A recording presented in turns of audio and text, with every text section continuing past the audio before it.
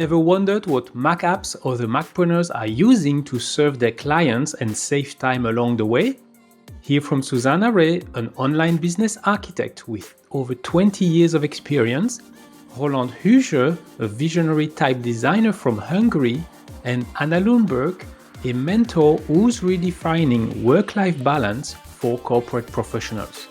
I'll unpack all of this after the intro. Hello, and welcome to episode 91 of the Macpreneur podcast. Whether it's your first time or your long-time listener, I appreciate that you carve out some time in your busy solopreneur schedule. I created Macpreneur to help solopreneurs like you save time and money running their businesses on their Macs. Now, in order to give you the most relevant productivity tips and information, I need to know how well you're currently dealing with the 3 killers of Mac productivity, namely unnecessary clicks, repetitive typing, and file clutter. For that, just visit macpreneur.com/tips and answer a few questions which will take you less than 2 minutes. After submitting your answers, you'll receive personalized time-saving tips based on your results. Once again, visit macpreneur.com/tips, TIPS, and start boosting your Mac efficiency today. Okay, let's begin with Susanna, whom I met in the Upreneur Incubator hosted by Chris Ducker. Susanna helps her clients both one-on-one and in group settings, and she will share with you the tools she uses to streamline that part of her business. But first, Susanna, who are you and what do you do? Hi, I'm Susanna Reay and I am a business offer architect. And what that means is, one, I've been working online for over 20 years and I specialize in really helping people who are experts in their industries, people who are stepping forward with big thoughts, sharing their wisdom for eliciting change, to understand how they can monetize their wisdom, their expertise, with compelling offers, impactful messaging, and smart systems to really help them ramp up their business. When it comes to serving my clients, absolutely my go-to app for recording all my content and training is Ecamm Live.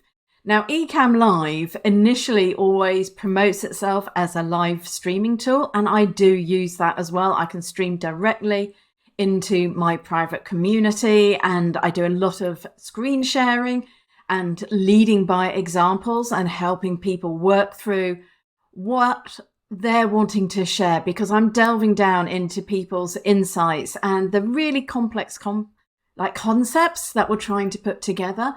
And having this ability to use a really simple platform where I can share my screen, I can do windows and side, and I can record everything in a beautiful format. You can totally brand it. And that is what Ecamm Live gives me on the content creation piece.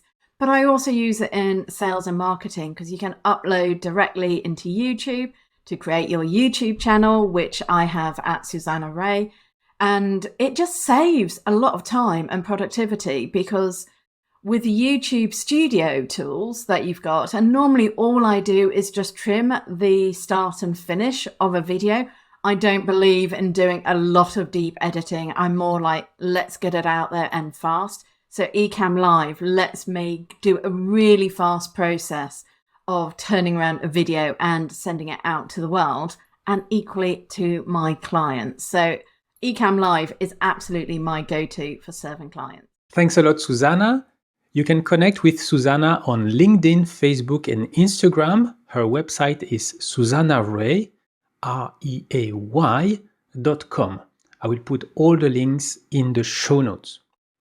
My main takeaway from Susanna is that some tools can be used in more ways than initially intended or marketed by the developer. In case you don't know Ecamm Live, as the name implies, it's one of the best tools for live streaming from a Mac. It's highly customizable and offers features that can elevate your solopreneur brand without breaking the bank. You can live stream on multiple platforms at once, like Facebook, YouTube, LinkedIn, Instagram. The best is that Ecamm Live allows you to monitor comments directly from its interface and easily select any comment you want to show on screen while live streaming. And as Susanna mentioned, Ecamm Live can also be used for recording professional looking videos locally on a Mac without the live component at all. In Ecamm Live, we can create different scenes, some showing only our webcam, others combining the webcam with images or videos, and even the Mac desktop or any active application window. If you connect your iPhone or iPad to your Mac via USB, your mobile device screen can also be added to any scene you want. So by doing some upfront preparation, in other words, creating different scenes in advance, including transitions and screen sharing, Ecamm Live can help you streamline video production and minimize editing time. In the case of Susanna, she only needs to trim the beginning and the end. Imagine that, no editing required.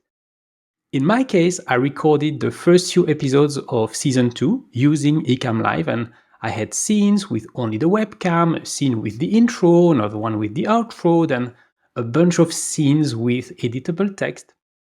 And on top of that, Ecamm Live integrates very well with the Elgato Stream Deck. It's a hardware device with programmable buttons. So from my Stream Deck, I was able to easily switch scenes as well as mute and unmute my microphone. The reason why I stopped using Ecamm Live and switched to Keynote to record the episodes was that Ecamm Live is limited to 1080 by 1080 pixel resolutions for square videos. While with Keynote, I'm able to record a 1920 by 1920 pixel square video, which can then be cropped in both landscape and portrait format, both of them being full HD. Now, this is really niche, so if you just need a tool to live stream and you want to create professional looking videos along the way, Ecamm Live is the perfect tool. You can try Ecamm Live for free for 14 days, then you can choose between two subscription plans, the standard, which is the one that I have, and the pro. You can already do a lot with the standard plan, while the pro plan adds the ability to stream in 4K, to do live interviews, to record audio tracks and video sources as separate files, and also to configure the output as a virtual microphone and webcam. For more info about Ecamm Live, just visit my affiliate link, macpreneur.com/ecamm, ECAMM.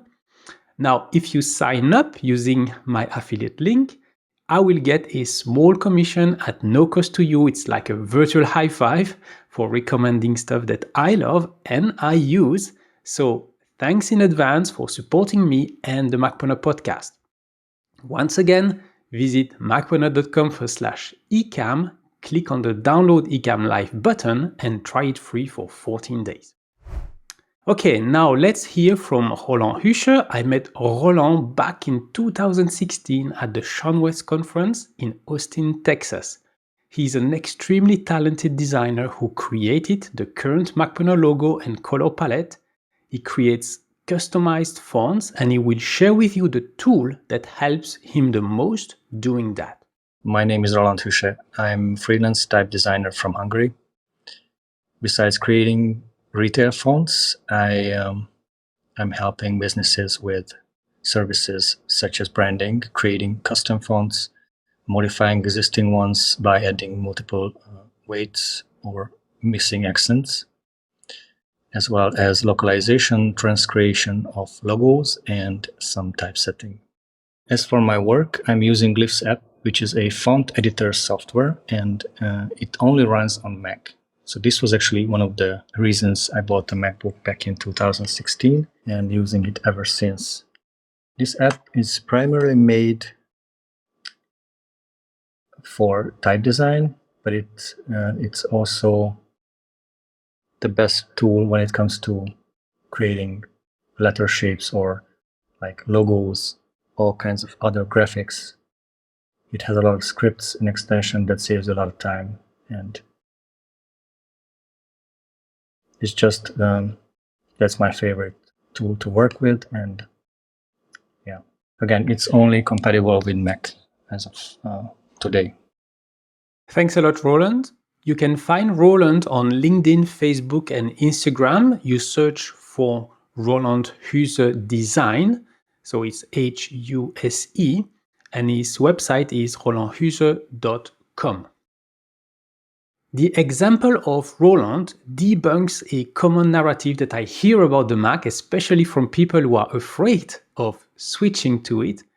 A lot of Windows users are afraid that they won't be able to use all the tools that they are accustomed to, and if it's true to some extent, the number of Windows-only applications is nowadays lower than ever. From my personal experience, it's mostly limited to the gaming world and specialized back-end software for some professions like dental patient management or warehousing, for instance. The main reason why it's less of a problem today is that many services have moved online, which means that they can be used from any modern web browser. And even if it were the case that someone would be using a Windows-only piece of software, it's still possible to make it run on a Mac using a virtual machine tool like VMware Fusion or Parallels Desktop. Now, in the case of Roland, the opposite happened because Apple only allows macOS to run on genuine Apple hardware. He needed to buy a Mac in order to use the Glyphs app. I did some research, and of course, there are plenty of font editor applications that run on Windows, so technically Roland was not obliged to switch to a Mac, but as he said, he felt that the Glyphs app would allow him to be more productive, so he made the jump and he didn't look back. And like for Susanna, Roland is able to extend the app capabilities to other design activities like creating logos, for instance. Okay, last but not least, Anna Lundberg. I met Anna in the Youpreneur Incubator too, and in addition to her coaching activity, she produces the Reimagining Success podcast. In fact, Anna interviewed me back in summer 2023, and if you're curious, head on to episode 249, where you will discover my journey from traditional employment to entrepreneurship. For the video version, just visit onestepoutside.com/Macpreneur. Now, when it comes to boosting the operations side of her business, Anna will share how she's using her iPad for both internal and client-facing work, while leveraging iCloud synchronization to access her documents from her Mac too. My name is Anna Lundberg, and I help experienced corporate professionals create more freedom, flexibility, and fulfillment in their work and their life. What that looks like in practice is that I have two revenue streams, two sides to my business. So I'm the founder of One Step Outside, in a B2C business where I am a business mentor, helping those experienced corporate professionals design and build a business that brings them freedom from the conventional 9 to 5. And then secondly, I have my B2B stream where I'm working with corporates to help individual leaders increase their engagement and productivity within, although albeit still outside of the 9 to 5. When it comes to actually serving my clients, whether that's B2C, so individual customers, or B2B, bigger corporations, I don't use a huge amount of tech to manage that part of the delivery. I do have a membership site that I use mostly for my individual customers, although I'm looking at using it also for my training with businesses. But what I thought would be an interesting tool to mention that perhaps is not so often talked about is what I use for my thinking as well as my presenting. So the tool's called Good Notes. It's available on iPads and iPhone and so on, of course, and it syncs across devices. And what I love is that I have a pretty messy handwriting. I love pen and paper, but my compromise to be more digital is to use my iPad and write on it. It's so fluid writing with it. Within Good Notes, you can choose different colors and, it'll make your lines straight and so on. And the way I use it is to mind map, develop my thinking generally, then specifically to prepare for a presentation, a keynote talk, or something like that for my clients. And actually, I also use it to then present the finished product via another tool, Ecamm Live, where I can stream either just to Zoom or to multiple destinations like Facebook and LinkedIn, YouTube, wherever else I want to go. So I can actually present directly from my iPad as well. And if I have those models and frameworks and presentations, I then share my iPad screen as well within that GoodNotes. So I can use it externally for people to see directly what I'm doing, as well as for my internal thinking. So that app is GoodNotes. There are other similar offers out there, but that's the one I've chosen to use. You can get really clever with organizing your notebooks and folders and things. But even if you just start using it, it's been such a powerful tool for me. Again, both for my internal thinking to develop my models, the steps, the stages, the frameworks, planning my book, and also then for actually directly communicating, sharing things with clients. Even on an individual coaching call, I can connect my iPad and I can draw a little Venn diagram or a quadrant to show some particular concept. So that's really, really helpful. So that's GoodNotes that I use both internally in my business and serving my clients. Thanks a lot, Anna. You can find Anna on Facebook, LinkedIn, and Instagram. Her handle is Anna S.E. Lundberg. And her website is onestepoutside.com. My main takeaway from Anna is the idea that some tools can be used in different contexts, so brainstorming, note-taking, but also presenting to clients. I'm using GoodNotes too to write and monitor my weekly goals and plan. With the Apple Pencil, I can write on top of an existing PDF template that I got as a Upreneur Incubator member. A super neat feature of GoodNotes is the ability to quickly add a new fresh page simply by swiping to the right. No need to tap or copy-paste anything. The swipe gesture is super quick and intuitive. I talked about GoodNotes in episode 90 as it's one of those applications that can use iCloud Drive in the background while hiding the database from view. Beware that even if GoodNotes is also available on the web, on Android and on Microsoft Windows, it is currently not possible to synchronize documents between the Apple ecosystem and the web/Android/Windows. I'm not sure why the GoodNotes developers have chosen to architect their services like that with two totally separate databases, because it really defeats the purpose of what a true cross-platform service is supposed to be. Now, at the time of recording, GoodNotes is still a good option as long as either you're fully in the Apple ecosystem or you are fully outside of it. So to recap, you can save time and money on the operations side of your business by doing the following 3 things. Like Susanna, explore all the potential use cases for the apps that you use the most and see if you can extend their capabilities beyond what they're advertised for. By doing so, you can reduce the number of licenses and subscriptions that you need to manage and pay for. Second, like Roland, find the app that can help you become more efficient in activities that are at the heart of your business.